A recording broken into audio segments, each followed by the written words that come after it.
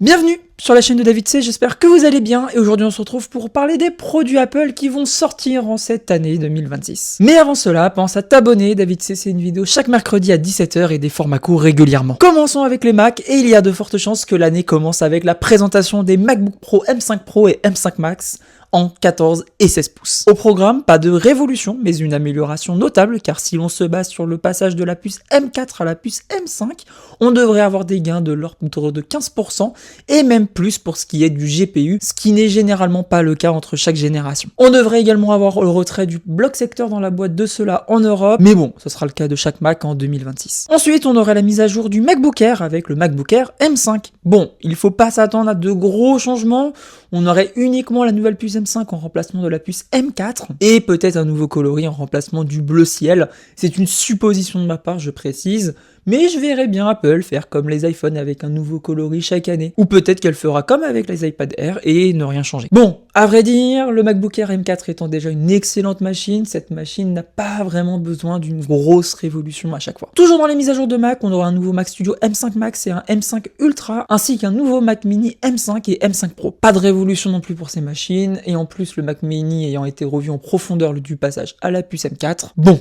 maintenant venons-en au Mac vraiment intéressant. On aurait une refonte complète du MacBook Pro. Alors, les rumeurs ne sont pas complètement d'accord là-dessus, s'il arriverait fin 2026 ou début 2027. Mais partons du principe qu'Apple le sorte fin 2026, car ce ne serait pas la première fois qu'Apple annoncerait deux générations de MacBook Pro la même année, comme par exemple les MacBook Pro M2 Pro et M2 Max en janvier 2023, et les MacBook Pro M3, M3 Pro et M3 Max fin 2023. Concernant ces MacBook Pro M6, la grosse nouveauté concernerait l'écran avec deux grosses nouveautés sur celui-ci, l'OLED et le tactile. Alors, autant pour l'OLED, c'est la suite logique LCD, mini LED puis OLED, comme l'iPad Pro 13 pouces par exemple qui a suivi cette logique. Autant pour l'écran tactile, ce serait une révolution pour le Mac, car cela irait contre l'idée de Steve Jobs qui l'annonçait en 2010, qui jugeait cela catastrophique d'un point de vue ergonomique. Maintenant, nous vivons en 2026 et non plus en 2010 et peut-être qu'Apple a raison de se pencher sur cela. J'attends de voir le produit final et comment Apple va l'intégrer et voir les usages qui vont aller avec pour me faire mon propre avis. D'ailleurs, cet écran tactile aurait le One Cell Touch qui intègre directement les couches tactiles dans la couche supérieure de l'écran au lieu d'avoir une couche dédiée. Toujours côté écran, on pourrait dire adieu à l'encoche et avoir un poisson, à voir si Apple intègre une sorte de Dynamic Island ou pas. Oui, je sais, je rêve un peu. Autre grosse nouveauté, on aurait l'arrivée du modem 5G, ce qui serait une première dans un Mac et qui est la suite logique après l'arrivée des puces Apple Silicon dans cela. A voir maintenant si ce sera une option comme sur les iPads ou si ce sera directement intégré dans toutes les versions. Toujours dans les puces, on aurait bien évidemment la présence de la puce M6 Pro et M6 Max. Point de M6 pour le moment, Apple réserverait les grosses nouveautés de ses MacBook Pro à ses puces les plus haut de gamme. Côté design, on serait sur des modèles affinés et Apple resterait sur des diagonales de 14 et 16 pouces. On n'a pas plus d'informations concernant cette partie pour le moment, en espérant qu'Apple ne revienne pas à l'ère des MacBook Pro 2016 à 2020, en laissant toujours les ports HDMI et cartes SD par exemple. Enfin, côté prix, on pourrait être sur une hausse de cela, déjà de par les nouveautés, mais aussi par la hausse qui concerne la RAM. Voilà pour les MacBook Pro. Et maintenant, passons à l'opposé de la gamme avec un MacBook d'entrée de gamme positionné sous le MacBook Air. Et oui, un MacBook d'entrée de gamme pourrait faire son apparition aux alentours des 700$, soit environ 900 € en France. Il serait équipé d'un processeur d'iPhone, un A18 Pro ou un A19 Pro, une première sur un Mac. Niveau puissance, on se situerait au niveau d'une puce M1. La RAM serait de 8Go, contrairement aux 16Go initialement espérés en raison de la hausse des prix de la RAM qui impacte l'industrie depuis fin d'année dernière. Il serait uniquement doté de ports USB-C et non Thunderbolt. L'écran, lui, serait d'environ 13 pouces. Et son principal atout résiderait également dans ses coloris, similaires à ceux de l'iMac ou de l'iPad d'entrée de gamme, ce qui serait quand même une belle nouveauté. Ce Mac devra arriver très bientôt, puisqu'il devrait arriver dans les prochaines semaines, probablement autour du mois de mars. Voilà, c'est terminé pour le Mac qui s'annonce comme une très belle année pour celui-ci, et maintenant allons voir du côté de l'iPad. Bon, côté iPad, ce ne sera peut-être pas aussi intéressant que le Mac. Déjà, point de l'iPad Pro, si l'on suit le cycle de celui-ci qui est de 18 mois, le renouvellement aurait lieu dans le premier semestre de 2027, puisque celui-ci a été renouvelé fin 2025. Sinon, concernant les iPad Air, on serait sur une mise à jour mineure avec comme principale nouveauté le passage à la puce M5. On peut espérer cependant la présence de la puce N1 à l'intérieur et pourquoi pas du modem C1 ou C1X pour la 5G. Bon, après comme le MacBook Air, c'est déjà une excellente machine, même si selon les rumeurs, on aurait un passage à l'OLED vers 2027, après l'iPad mini. Oui, l'iPad mini existe encore. Et je trouve que depuis 2019, on devrait plutôt parler d'iPad Air mini, tellement il est proche de celui-ci et s'éloigne de l'iPad de base. Que cela soit en termes de positionnement prix, de caractéristiques, etc. Cette année, il devrait passer à l'OLED et on parle même à prendre quand même avec de grosses pincettes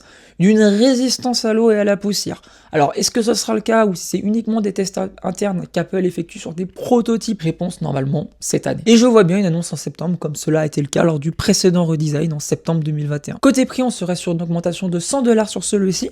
Attention, on serait sur un tarif proche de l'iPad Air, à moins que celui-ci n'augmente également lors de son passage à l'OLED. Terminons par l'iPad d'entrée de gamme, qui aurait comme grosse nouveauté cette année une nouvelle puce, mais attention, pas n'importe laquelle. L'A18 de l'iPhone 16 ou l'A19 de l'iPhone 17. Et il passera à 8Go. Traduction, ça lui ouvre l'accès à Apple Intelligence. Alors, je sais qu'aujourd'hui Apple Intelligence, c'est pas fou. Mais ce qui était fou par contre, c'est que quand toute la communication d'Apple était autour d'Apple Intelligence, il sortait l'année dernière un iPad A16 non compatible avec celui-ci. Sinon, cet iPad garderait les caractéristiques du précédent modèle, un écran 10,9 pouces, non laminé, ce design coloré, 128Go de stockage pour le modèle de base, la compatibilité avec le Pencil USB-C, etc. Maintenant, passons du côté de l'Apple Watch. Et ça va être très rapide, puisque nous avons très peu de rumeurs à l'heure où sort cette vidéo. On sait seulement que l'Apple Watch SE3 ne sera pas renouvelé, et c'est une très bonne chose. Pour cela, je vous invite à aller voir ma vidéo sur le bilan Apple de 2025, où je parle de la SE3 plus en détail, et le fait de ne pas mettre à jour son modèle tous les ans. Non, cette année, on aurait une Apple Watch Series 12 et une Apple Watch Ultra 4. Concernant les nouveautés, on aurait la présence d'un vrai nouveau processeur, qui serait basé sur une nouvelle architecture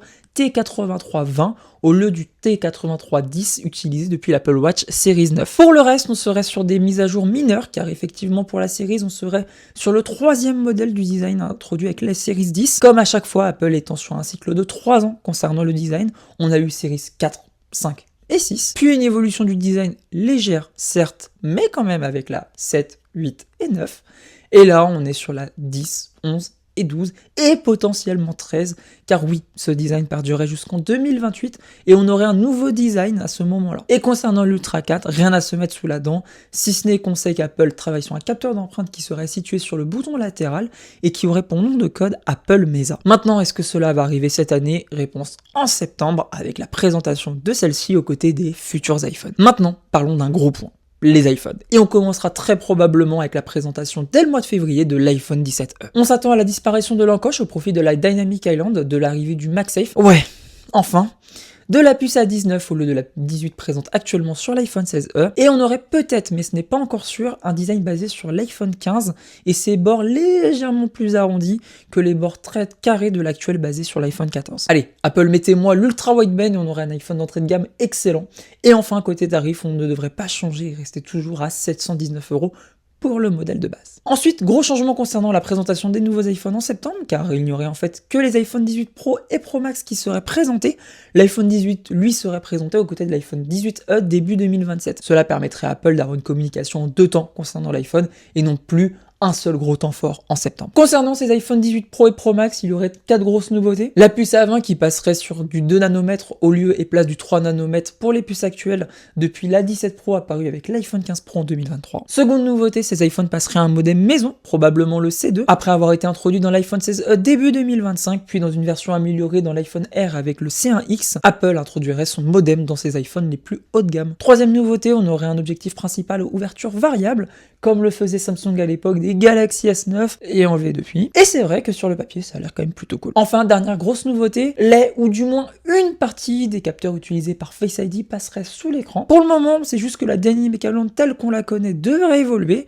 Des leakers parlent d'une Dynamic Island plus petite, d'autres parlent carrément d'un poisson qui pourrait dans ce cas-là migrer sur le côté gauche de l'écran. Mais bon, pour cela, réponse en septembre. Et maintenant, passons au gros de cette QV 2026, l'iPhone pliant. Côté design, le futur iPhone pliant serait composé de 2 iPhone R assemblés avec un arrière reprenant l'aspect bimatière de l'iPhone 17 Pro. Le châssis, lui, serait en titane. Il serait doté d'un écran interne de 7,67 pouces et d'un écran interne de 5,49 pouces. Et il aurait un format assez inhabituel pour un smartphone pliant, mais qui permettrait d'avoir un écran interne dans un format proche de l'iPad. Contrairement au modèle actuel, il ne serait pas équipé de Face ID, mais d'un Touch ID intégré au bouton d'allumage, comme sur les iPad Air, Mini et classique. Côté logiciel, la question se pose de savoir si ce sera iOS sur l'écran externe et iPadOS sur l'écran interne, ou si une autre solution sera adoptée, et ça on aura cette réponse dès septembre. Terminons cette vidéo par d'autres produits et accessoires qu'Apple devrait annoncer. Un HomePod Mini 2 pourrait être lancé avec une puce plus récente remplaçant la puce S5 et la présence de la puce N1 pour le Wi-Fi et le Bluetooth présente dans les iPhone 17. On s'attend aussi à un